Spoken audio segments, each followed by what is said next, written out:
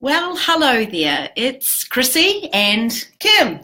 and this is new for us because we're actually side by side when usually we're looking at each other across the screens. So we are really delighted to be here today for Aduro Learning's Facebook Live topic, teaching students to self-monitor so they can manage their own distractions. And we've got some beauties to share with you today. So sit back, because for the next 15 minutes, we're here to share our tips and tricks and strategies that we know work with you. We've got 5 awesome strategies for you, and I'm going to start off with apps that help students self-monitor. And my favorite app, and one that my students often love, is called Self-Control. And what Self-Control does is it allows you to put any website into the app, and it will then block that website for the duration of time that you select. So for example, my students will block, let's say, YouTube for the whole time that they're at school for the day, so they know they won't be distracted by YouTube when they're at school. And the app is so powerful that sometimes they will come to my class and I will ask them to use YouTube and they can't because they've blocked it on Self-Control. So Self-Control is an awesome app to help students choose which websites they want to look at and when. It sounds like a really good app. And don't forget that because it's me and Kim, there is a sketch note, so don't even worry about taking any notes because we'll share the sketch note with you in the comments below. And so our number 2 tip for you today is consider making a contract. And not you making a contract and getting your students to sign it, but making a contract together, having a conversation about what's an appropriate amount of time to allow to not let yourself be distracted, that you're agreeing to for this amount of time or for this period, we are going to agree that we are not going to be distracted by Facebook, or we're not going to have 70 tabs open, and we're not going to flick between tabs when our teacher goes past.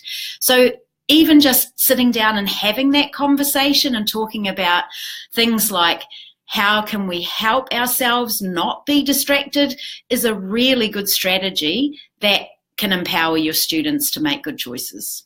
And I want to build on that because sometimes I actually have my students make contracts with themselves. So I'm not even part of the contract. They are actually deciding what it is that is really important for them so that they can be purposeful with the technology. Mm-hmm. And I don't even need to see it. They make the agreement for themselves that I prioritize this thing and I'm going to make sure that I behave this way. And do you find that they come up with some really good strategies for themselves, really good contracts? And what's different is they own it.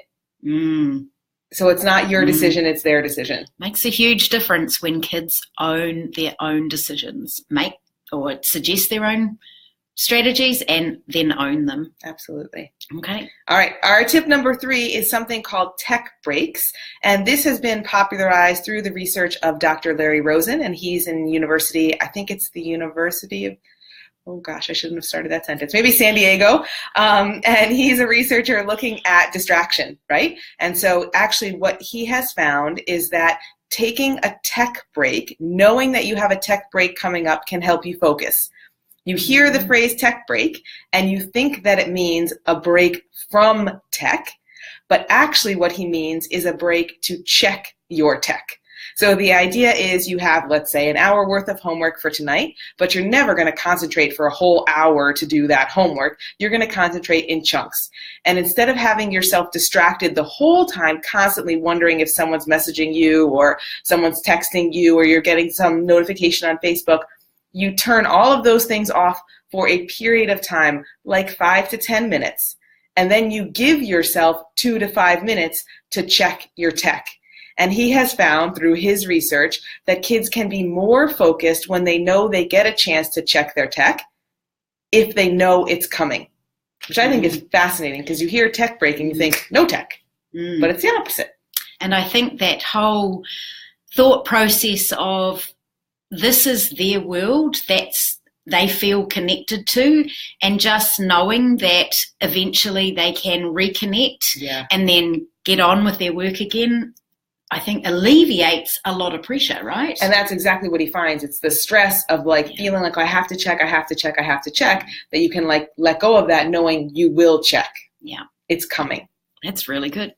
So that's 3 tips we've shared so far. We've seen a couple of people pop into the live stream, so we're just going to repeat the first 3. So number 1 was Kim shared apps that can help with managing distractions, That's and the app I shared was called Self-Control.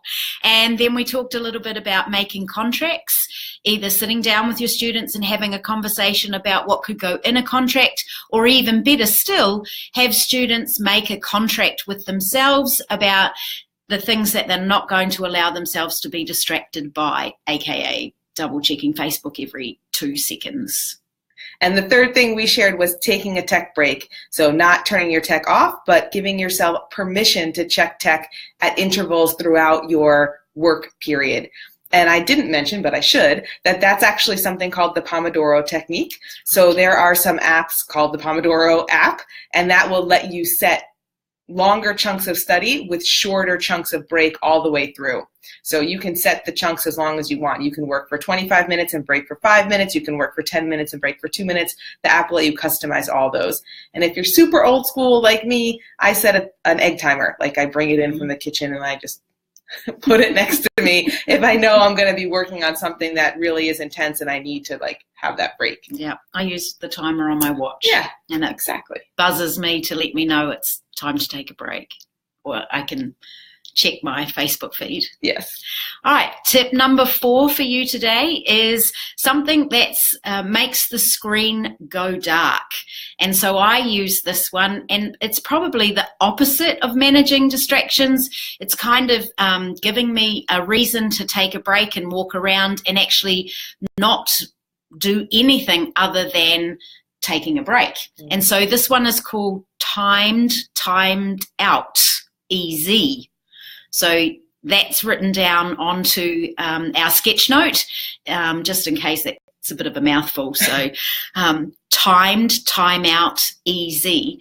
And that really is very, very helpful, especially if you're really focused on your work, because sometimes students, they can get really, really focused on their work. And this is a nice way for them to know that when that time is up, because you can set the time for however long, and then what it does is it makes your screen go completely dark for 2 minutes. You cannot do anything. So you could use it in a way that makes you not be distracted for X amount of time. So you could have it go dark more than it is actually open, if that really works for you. So I guess it's kind of similar to the app Self-Control in that sense. So that was number 4. And our last tip is to keep a journal. And I've done this with lots of students, and I've done this with parents too. And the idea is we want to help students understand the impact that technology has on their lives. And sometimes, we're just kind of going. We're not really thinking about it. So I actually had a parent say to me that they were really struggling with their daughter, who was constantly tired and almost like unhappy because of how much time she was spending in digital spaces. And she couldn't really figure out what was wrong. And even though they had talked about, they were having these great conversations, they weren't finding the solution to the problem. And just kind of as an idea, I said, why don't you keep a journal and see, what are you doing the night before? How much time are you spending online? How long are you spending online before bed? How close to bedtime are you spending time online? And just kind of track that for a little while. And it's amazing the data that came out, kind of like you would keep a food journal if you were trying to track your weight and see how things were going with that. This is like a tech journal. And the idea behind it is to see, what am I doing and what is the impact that that has on my life? How do I feel the next day if I'm looking at my phone until 5 minutes before I need to go to sleep, and I can't ever really sleep because my brain is constantly going from the blue light and the interaction I had right before bed? If you're writing that down and seeing patterns over a period of time, that enables you to make choices based on data rather than based on nothing or impressions. And I bet it's very revealing too. Yes, definitely. So I can see some more people have joined us in the stream. A big hello to Charlene. I know that you are somewhere around the world right now, so it's really cool that you are here. And Robin, we can see you in the stream as well, so a big welcome to you. You're a tried and tested true visitor of ours to Facebook Live, so we really appreciate having you there in the audience live. And if you've got some really awesome strategies or tips, because you two are both very cool educators, I'm sure you've got some strategies that you can pop in the comments if you feel like it, no pressure, that you know of that can help students to self-monitor and manage their own distractions. So because we've got some new people in the stream, shall we just share those 5 tips again? Sure. Okay, so tip number 1 was some apps that can help, like self-control. The second idea was to make a contract, whether you make a contract with your children or you make a self-contract. You ask the child to make a contract with themselves about how they're going to behave and self-monitor. The next strategy we shared with you was the idea of taking tech breaks. And by that, we don't mean taking a break from tech. It's actually taking a break to check your tech. We'll try saying that really fast. I know, it's a tough one. And the other one is the opposite. So making your screen go dark. And there's a tool that Chrissy used called Timed Timeout Easy. And that automatically makes your screen go dark, so you kind of don't have any distractions because your screen's black. And the last strategy we shared was consider keeping a journal, kind of like a food journal, but this is your tech journal, and writing down what time you were on the technology, what were you doing on the technology, how did you feel, what did you do the night before, what times, that sort of thing, because that kind of data can really help you make choices based on actuality. Yep. And not just an impression that you have. And if you struggle to write down and document your own time, there are apps that will track the time that you spend and the apps you spend that time on. And one of the apps that I've used in the past with success is called Rescue Time. And you can actually install that on your computer, and it will tell you exactly how long you spend on every app. And when you see kind of that data staring you in the face, sometimes it's a little bit shocking, and that also helps you kind of make a reflective choice about your own behavior. So we hope you find these 5 strategies really useful. Like I said earlier, we do have a sketch note for you, so don't worry if you missed writing down all the things that we've shared. We're going to share the sketch note with you when we're finished with the Facebook Live. We've also got a blog post this week all about this particular topic, so go check out edurolearning.com/blog. And on that blog post is this week's freebie, which is another kind of infographic that has some more tips, and these tips for helping your students to self-monitor distractions. But most of all, what's our big message? Our big message is that we encourage you to empower your students to make good choices on their own, rather than imposing your own decisions on them. So the idea is that once they're able to go out into the world and be on their own, they need to be able to make these good choices and build good habits and do it independently, so we can kind of scaffold those skills within our classrooms and our home environments if you have kids. Yep. And I think what's really good about that is that as a teacher or even as a parent, it takes the stress off you. You are not having to police your students or police your child, which for me as a parent, I don't like that policing, but I don't think any parent likes that. Yeah. So to empower my own kids or the students in my class to make good choices is a really powerful thing. Because the reality is they're going to be out there on their own, spending time online, and they're going to need to have these strategies at their fingertips and know which ones work for them. Because something that works for Chrissy might not work for me, so I need to know what works for me as an individual. Well, that brings us to the end of this Facebook Live topic, but we kind of want to touch on the reason why we're doing all of these Facebook topics at the moment, and that reason is that we're getting ready to release our micro-credentials.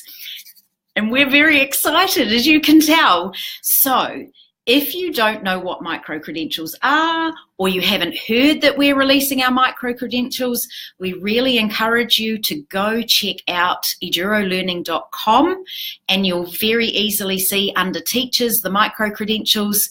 It's basically...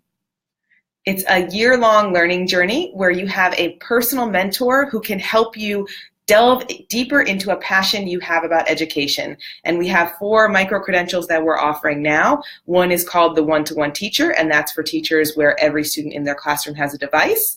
And another one is called the Connected Teacher, and that's for the teacher who really wants their class to go global. You've got technology in your classroom, you want to see how you can connect to each other and then connect to the wider world.